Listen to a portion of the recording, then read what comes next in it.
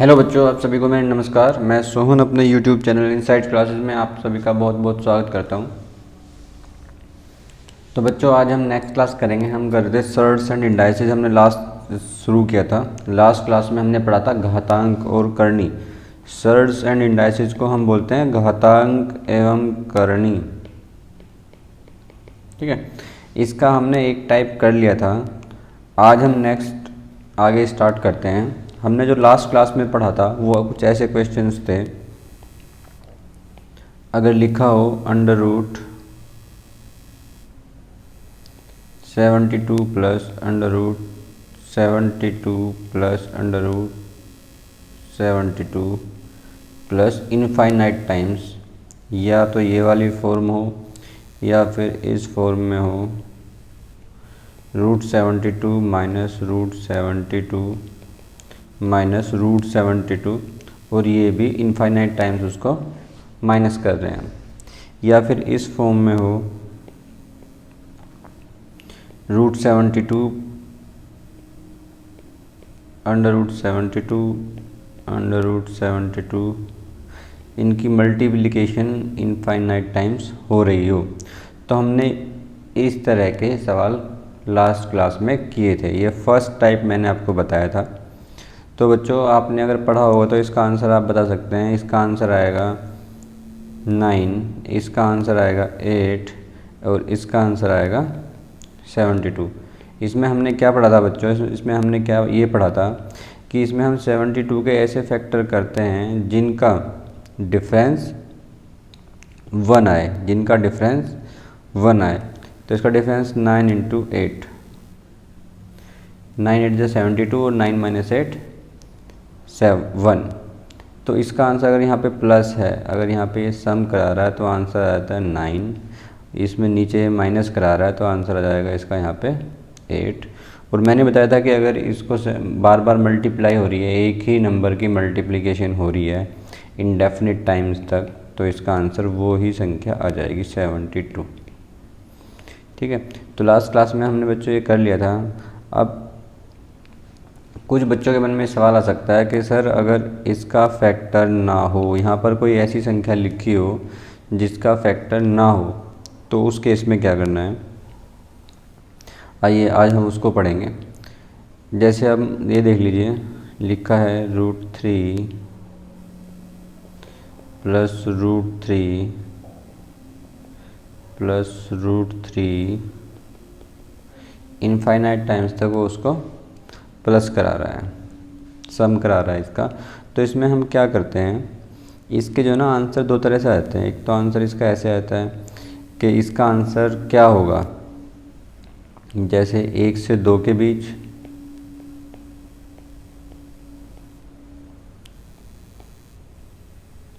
3 से 4 के बीच,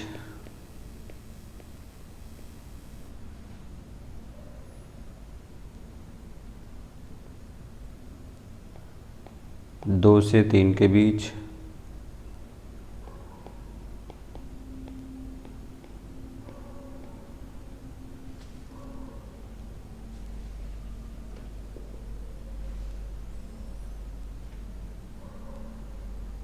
ठीक है। तो इसके आंसर हमें या तो ऐसे दिया होगा या फिर आंसर इसका एग्जैक्ट दिया होगा। ठीक है, आंसर एग्जैक्ट क्या आएगा वो हम निकालेंगे। लेकिन अगर हमारे क्वेश्चन पेपर में ऐसा आंसर दिया हुआ है तो उसको निकालने के लिए हम क्या करते हैं वो हम देखेंगे। दूसरा ऐसे भी हो सकता है ये सवाल, √3 minus √3 minus √3 minus infinite times तक उसका डिफरेंस निकलवाएगा। ठीक है, तो बच्चों इस केस में हम क्या करते हैं, जैसे हमारा फर्स्ट हम क्वेश्चन लेते हैं। फर्स्ट क्वेश्चन लिखा हुआ है √3 प्लस √3 प्लस √3 इनफाइनाइट टाइम्स तक वो सम करा रहा है।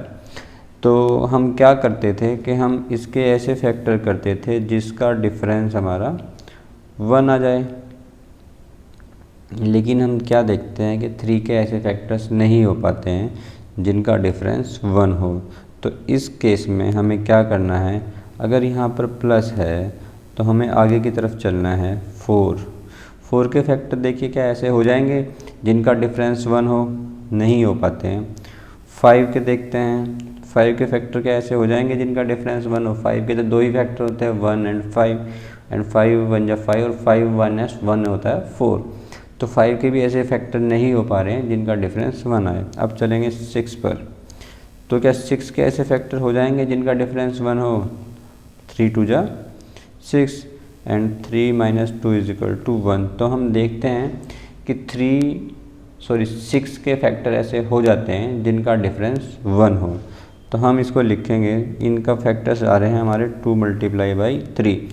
तो √3 + √3 + √3 की जो वैल्यू आएगी वो हमारी आएगी 2 से 3 के बीच। ठीक है, हमें इसमें क्या करना है कि हमें ऐसे, जैसे हमारा √7 + √7 + √7 ये लिखा हुआ है। अब अगर हम देखें तो 7 के ऐसे फैक्टर्स नहीं हो पाएंगे जिनका डिफरेंस 1 आए। तो हम इससे ऊपर की तरफ चलेंगे, क्या 8 के ऐसे फैक्टर हो जाएंगे जिसका डिफरेंस 1 आए, नहीं हो रहे हैं। 9 के हो पाएंगे, 9 के भी नहीं होंगे। 10 के भी नहीं होंगे। 11 के भी नहीं होंगे। 12 के, हम 12 के देखते हैं, तो 12 के क्या हो जाएंगे हमारे 3 × 4, 3 4 जा 12 और 4 - 3 = होता है हमारा 1। तो हमारा इसकी वैल्यू आएगी हमारी 3 से 4 के बीच, इसकी वैल्यू आएगी 3 से 4 के बीच। तो हमारा अगर ऑप्शन में ऐसे आंसर दिए हुए हैं तो हम ऐसे ये वाला तरीका अपनाएंगे। ठीक है, अब अगर इसमें माइनस में हो, जैसे √3 - √3 - √3 और ये इनफाइनाइट टाइम्स तक उसको माइनस करा रहा है, उसका डिफरेंस पूछ रहा है। तो बच्चों इस केस में हम क्या करते हैं, यहाँ पर माइनस लिखा हुआ है इसलिए हम इससे नीचे की तरफ चलेंगे। क्या 2 के ऐसे फैक्टर हो जाएंगे जिनका डिफरेंस 1 हो, तो 2 1 जा 2 एंड 2 - 1 = 1। तो हमारे 2 के ऐसे फैक्टर हो गए हैं जिनका डिफरेंस 1 आए। तो हमारा आंसर आएगा इसका 1 से 2 के बीच। इसका जो आंसर होगा हमारा 1 से 2 के बीच होगा। ठीक है, ऐसे ही हम दूसरा कर लेते हैं। हमारा जो दूसरा एग्जांपल था √7 - √7 ठीक है, तो इसमें भी हम नीचे की तरफ चलेंगे। 6, क्या 6 के ऐसे फैक्टर हो जाएंगे जिसका डिफरेंस 1 हो, तो 2 3 जा 6 एंड 3 - 2 1। तो इसका आंसर हमारा आएगा, इसका आंसर होगा हमारा 2 से 3 के बीच। तो बच्चों ऐसे क्वेश्चंस जिनमें √7 + √7 + √7, तो ऐसे क्वेश्चंस जिनमें जो संख्या दी हुई है उसके ऐसे फैक्टर्स नहीं हो पा रहे हैं कि जिनका डिफरेंस 1 आ जाए, उन क्वेश्चंस के आंसर 2 तरीके से दिए हो सकते हैं। या तो उनकी वैल्यू दे दे, एग्जैक्ट वैल्यू क्या आएगी, या लिख दे कि इसकी वैल्यू 1 से 2 के बीच में आएगी, 3 से 4 के बीच में आएगी, ऐसे कुछ ऑप्शंस दे दे। तो हमारे पास 2 तरह से करने का इसका तरीका है। ठीक है, जब ऐसे आंसर देगा तो मैंने अभी आपको ऊपर एक मेथड बताया है, हम उस मेथड से इसको सोल्व कर लेंगे। लेकिन अगर उसने एग्जैक्ट उसकी वैल्यू दी होगी तो उसको सोल्व करने का तरीका हमारा एक फॉर्मूला होता है कि अगर ये दिया हुआ है √x + √x + √x indefinite time तक, या √x - √x - √x और ये भी डिफरेंस निकाल रहा है इनफाइनाइट टाइम्स तक, तो इनके लिए हम एक डायरेक्ट एक फॉर्मूला यूज़ करेंगे। इसकी वैल्यू हम निकालेंगे √4x + 1 + 1/2।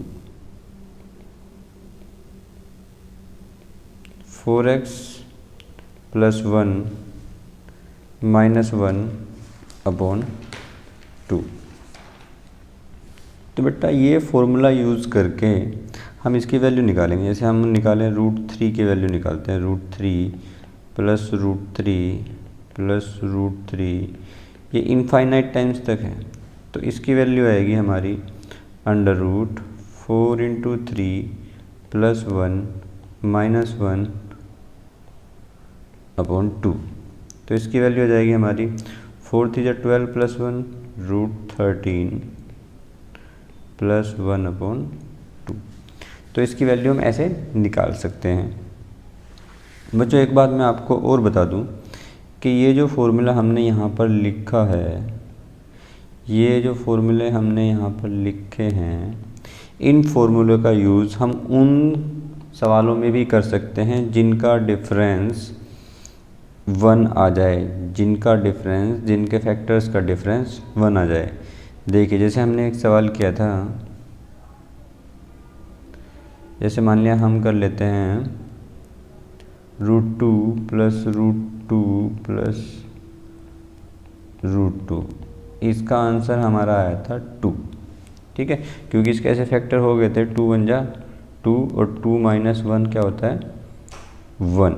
तो इसके हमारे ऐसे फैक्टर्स हो जाते हैं जिसका डिफरेंस 1 आए। तो अगर प्लस है तो आंसर आता है हमारा 2। इसको अगर मैं इस फॉर्मूला से करूँगा तो इसका आंसर देखिए कैसे आएगा, 4 × x की जगह पे 2 पुट करेंगे +1 और +1 यहाँ पर बाहर आएगा अपॉन 2। तो ये आ जाएगा हमारा 4 × 2 = 8 + 1 9 और ये आ गया √9 + 1 अपॉन 2। √9 की वैल्यू हमारी आएगी 3 + 1 अपॉन 2 यानी कि 4 अपॉन 2 = 2। तो लंबा है तो हमें इन क्वेश्चंस में तो इसको यूज़ करना ही नहीं है, लेकिन मैं आपको बताता कि इसका यूज़ हम कर सकते हैं, बट हम नहीं करेंगे। हम इस क्वेश्चन को कैसे करेंगे, हम इस क्वेश्चन को शॉर्ट अपने पहले मेथड से ही करेंगे, 2 × 1 = 2 और जो बड़ा है वो आंसर आ जाएगा। ठीक है, तो ऐसे क्वेश्चन जिनके ऐसे फैक्टर हम नहीं कर पाते हैं, जिनका डिफरेंस 1 आए, उसको हम इन फॉर्मूला से सोल्व कर लेंगे। ठीक है बच्चों, चलिए अब हम एक नेक्स्ट टाइप देख लेते हैं। आज हमारा एक नेक्स्ट टाइप आएगा। अगर क्वेश्चन ऐसे दिया हो √8 + 2√15, तो क्या आंसर आएगा, √15 + 2√56 3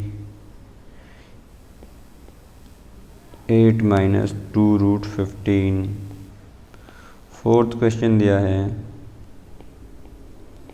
16 - 2√13। ठीक है बच्चों, आज हम इस टाइप के क्वेश्चंस और करने जा रहे हैं।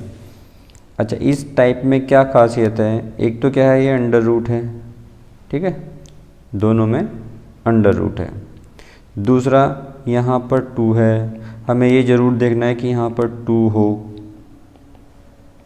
ठीक है, तो इसमें हम क्या करते हैं, इनको सोल्व करने के लिए हम ये करते हैं कि इस 15 के ऐसे फैक्टर करेंगे जिनका सम 8 आ जाए। ठीक है, क्या करना है, 15 के ऐसे फैक्टर करेंगे जिनका सम 8 आ जाए। तो करिए 15 के ऐसे फैक्टर जिनका सम 8 आए।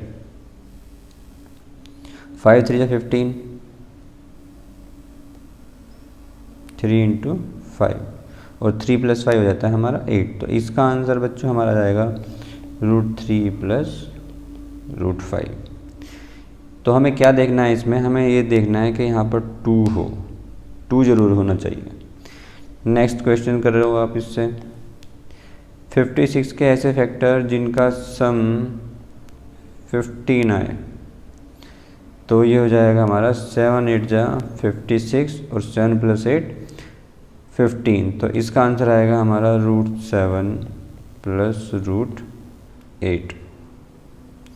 नेक्स्ट देखते हैं 15 के ऐसे फैक्टर जिनका सम 8 आए। तो 3 × 5। ठीक है, 3 × 5 3 × 5 = 15 और 3 + 5 हो जाएगा हमारा 8। तो इसका आंसर होगा बच्चों √5 - √3।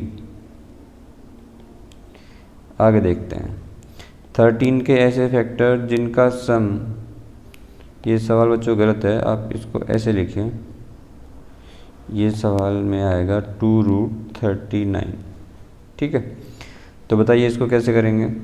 39 के ऐसे फैक्टर करेंगे जिनका सम कितना आना है 16, तो 13 इंटू 3 ये हो जाएंगे 39 एंड 13 प्लस 3 हो जाता है हमारा 16। तो इसका आंसर बताइए बच्चों क्या आएगा। इसका आंसर आएगा √13 माइनस √3। अच्छा, ये क्वेश्चंस हमने कर लिए हैं, इनके पीछे का लॉजिक हम देख लेते हैं एक बार। तो बच्चों हमें सबसे पहले मैंने आपको बताया था √8 प्लस 2√15। मैंने आपको ये बोला था कि यहाँ पर हमें 2 ज़रूर देखना है, इसमें यहाँ पे 2 ज़रूर हो। ठीक है, फिर क्या किया था हमने, इसके फैक्टर किए थे। इसका आंसर हमारा आया था √3 प्लस √5। ठीक है बच्चों, तो इसमें हमें करना क्या होता है, हम आप ये अंदर देखिए एक बार। क्या हम इसको लिख सकते हैं √3 का इसको हम लिख सकते हैं बच्चों, इसको हम लिख सकते हैं 3 + 5। 8 को लिख सकते हैं ना 3 + 5। ठीक है, प्लस 2√15 को हम क्या ये लिख सकते हैं √3 इंटू √5, बिल्कुल लिख सकते हैं। ठीक है, तो ये देखिए हम इस 3 को क्या लिख सकते हैं, हम √3 का स्क्वायर लिख सकते हैं, इसको √5 का स्क्वायर लिख सकते हैं, और ये हो गया 2√3 प्लस 2√3√5। तो बच्चों आप अगर देखोगे तो ये हमारा बन रहा है a + b का होल स्क्वायर, यानी कि a² + b² + 2a into B. ठीक है, तो यहाँ पर हमारा हो जाएगा √3 प्लस √5 का होल स्क्वायर और इसका अंडर रूट। अब होल स्क्वायर से अंडर रूट खत्म हो जाएगा, √3 प्लस √5 2/2, यानी कि आ गया हमारा आंसर √3 प्लस √5। आया समझ में बच्चों। तो हमने जो शॉर्ट ट्रिक वहाँ पे यूज़ की है वो यहाँ से आई है, ठीक है ना, वो यहाँ से आई है। ऐसे ही हमारा जो माइनस वाला क्वेश्चन होगा वो भी ऐसे ही हो जाएगा। एक कर लेते हैं, 16 माइनस 2√13, 16 माइनस 2√13। प्यारे बच्चों में सबसे पहले क्या देखना है, हमें देखना है यहाँ पर 2 लिखा हो। अब इसके ऐसे फैक्टर करने थे जिनका सम 16 आए। ये है हमारा, फिर गलत लिख दिया हमने, ये है 39। तो 39 के हमें ऐसे फैक्टर करने हैं जिनका सम 16 आए। 13 इंटू 3 हो गए थे। ठीक है, तो बच्चों अब देखते हैं हम इसको। 16 को हम लिख सकते हैं 13 प्लस 3 और माइनस 2। 39 को हम लिख सकते हैं 13 इंटू √3। नेक्स्ट हम क्या कर सकते हैं, 13 को लिख सकते हैं √13 का स्क्वायर प्लस 3 को लिख सकते हैं √3 का स्क्वायर माइनस 2 √13 इंटू √3। तो देख लीजिए आप, ये a² है, ये b² है, ये -2ab है। तो ये किसका फॉर्मूला बन गया हमारा, ये फॉर्मूला हमारा √13 माइनस √3 का होल स्क्वायर। ठीक है, तो ये आंसर आ जाएगा हमारा √13 माइनस √3। तो हमने इसका लॉजिक भी देख लिया है और हमने कुछ क्वेश्चंस भी कर लिए हैं। तो आपको अगर कुछ ऐसे क्वेश्चंस मिलें, या चलो कुछ एग्जांपल्स मैं आपको देता हूँ, आप इनको एक बार ट्राई कीजिएगा। आप ये नोट कर लीजिएगा।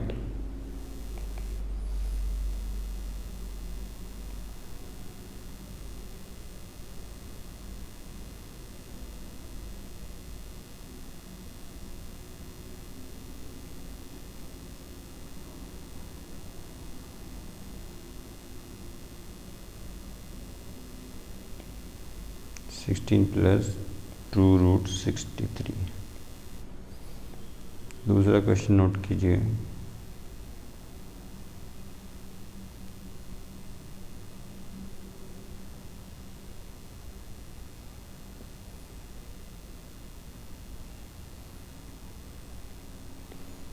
Ten plus 2√21। तीसरा क्वेश्चन आप नोट कीजिए। 19 प्लस 2√88। फोर्थ क्वेश्चन आप नोट कीजिए। 20 प्लस 2√96। इसमें आप माइनस यूज़ कर लीजिए। ठीक है, आप इन क्वेश्चंस को करके देखिएगा, और जो आपको प्रॉब्लम्स आती हैं आप कमेंट सेक्शंस में लिख कर मुझसे पूछ सकते हैं। मैं कोशिश करूँगा कि उनका सॉल्यूशन मैं आपको जल्दी से जल्दी प्रोवाइड करा दूँ। ठीक है,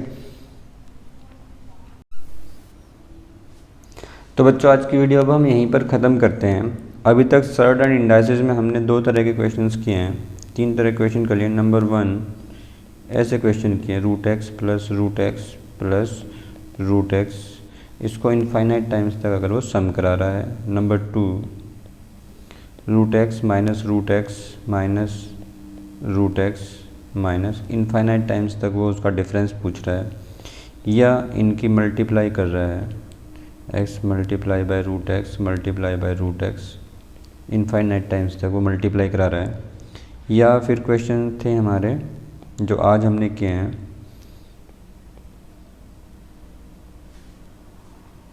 सिक्सटीन प्लस 2√63, जिसमें क्या है कि यहाँ पर 2 दिया हुआ है। ठीक है, ऐसे क्वेश्चन आज हमने किए हैं।